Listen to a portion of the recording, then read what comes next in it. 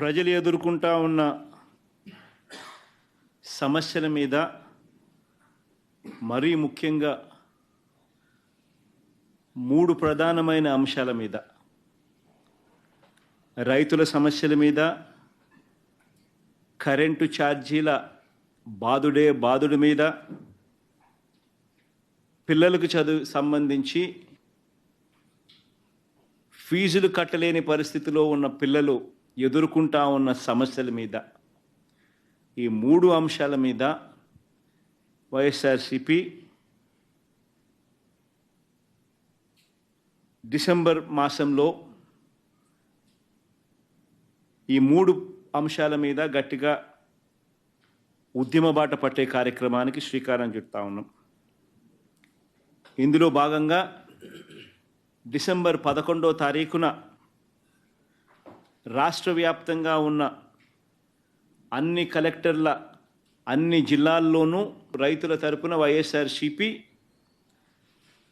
రైతులకు సంబంధించిన ప్రధానమైన అంశాలు, ధాన్యం సేకరణలో రైతన్నలకు జరుగుతూ ఉన్న అన్యాయాన్ని ప్రశ్నిస్తూ, ధాన్యం సేకరణలో కనీస పెట్టుబడి ధర ఖచ్చితంగా ప్రభుత్వం వైపు నుంచి వచ్చేట్టుగా ఒత్తిడి తీసుకొచ్చే దాంట్లో భాగంగా కనీస మద్దతు ధర రైతులకు ఖచ్చితంగా వచ్చేట్టుగా చేస్తూ, రైతులకు సంబంధించిన ఆ ప్రస్తావనతో పాటు పెట్టుబడి సహాయం కింద 20,000 రూపాయలు ఏదైతే రైతులకు ఇస్తామని చెప్పారో ఆ 20,000 రూపాయలకు సంబంధించి పెట్టుబడి సహాయం రాష్ట్ర ప్రభుత్వం, చంద్రబాబు నాయుడు గారి ప్రభుత్వం ఇవ్వని పరిస్థితుల నేపథ్యంలో దానిని కూడా గట్టిగా డిమాండ్ చేస్తూ, ఈ రెండే కాకుండా ఉచిత పంటల బీమా ఏదైతే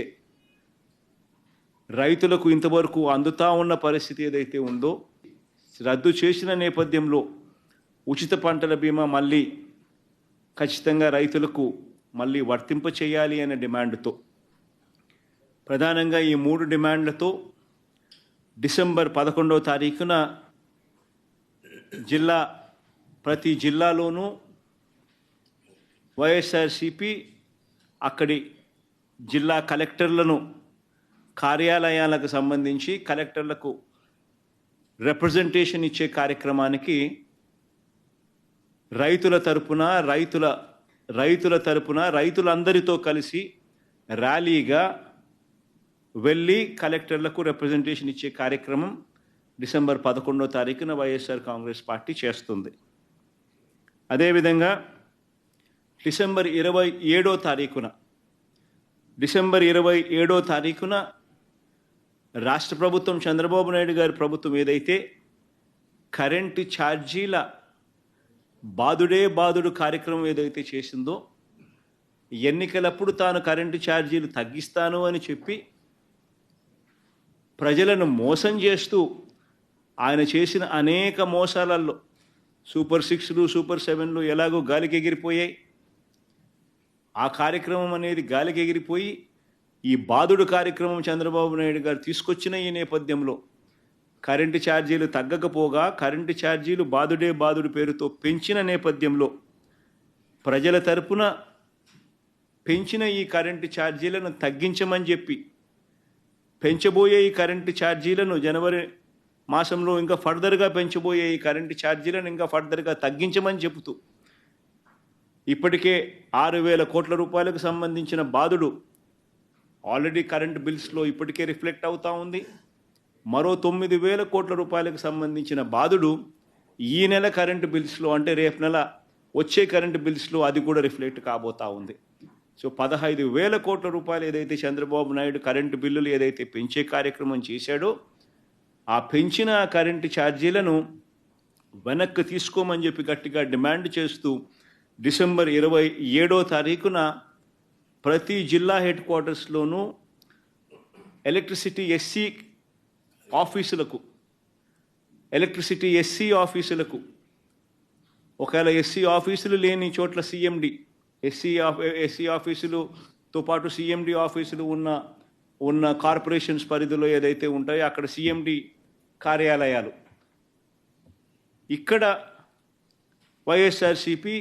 ప్రజల తరపున ప్రజలతో పాటు కలిసి భారీ ర్యాలీగా వెళ్ళి ప్రతి జిల్లాలోనూ వైఎస్ఆర్ కాంగ్రెస్ పార్టీ ప్రజల తరపున చంద్రబాబు నాయుడు గారి ప్రభుత్వాన్ని గట్టిగా డిమాండ్ చేస్తూ పెంచిన కరెంటు ఛార్జీలు ఉపసంహరించుకునేట్టుగా ఒత్తిడి తీసుకొచ్చే కార్యక్రమానికి డిసెంబర్ 27వ తారీఖున చేయబోతా ఉన్నాం. అదే మాదిరిగా జనవరి 3వ తారీఖున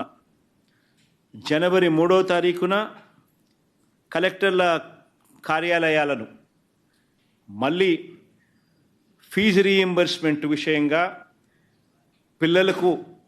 సహాయం అందించాల్సిన పూర్తి ఫీజు రీయింబర్స్మెంటు, వసతి దీవెన, విద్యా దీవెన, వసతి దీవెన ఈ రెండింటికి సంబంధించిన బకాయిలు 3,900 కోట్ల రూపాయలు ఏదైతే ఉన్నాయో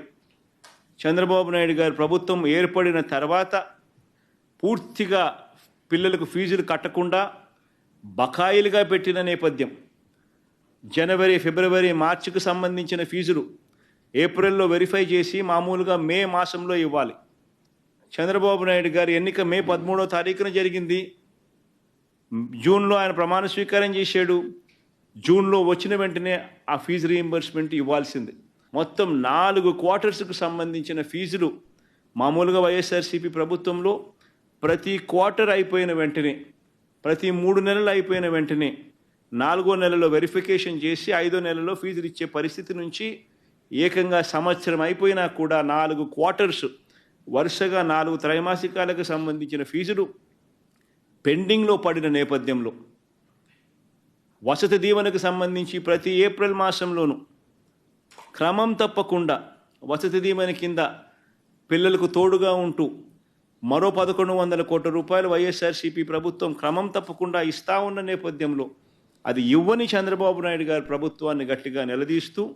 విద్యా దీవెన, వసతి దీవెనకు సంబంధించి విద్యా దీవెన కింద 2,800 కోట్ల బకాయిలు, వసతి దీవెన కింద 1,100 కోట్ల రూపాయలు, మొత్తం 3,900 కోట్ల రూపాయలు చంద్రబాబు నాయుడు గారిని గట్టిగా డిమాండ్ చేస్తూ చదువుకుంటా ఉన్న పిల్లలకు తోడుగా ఉండే కార్యక్రమంలో భాగంగా పిల్లలతో కలిసి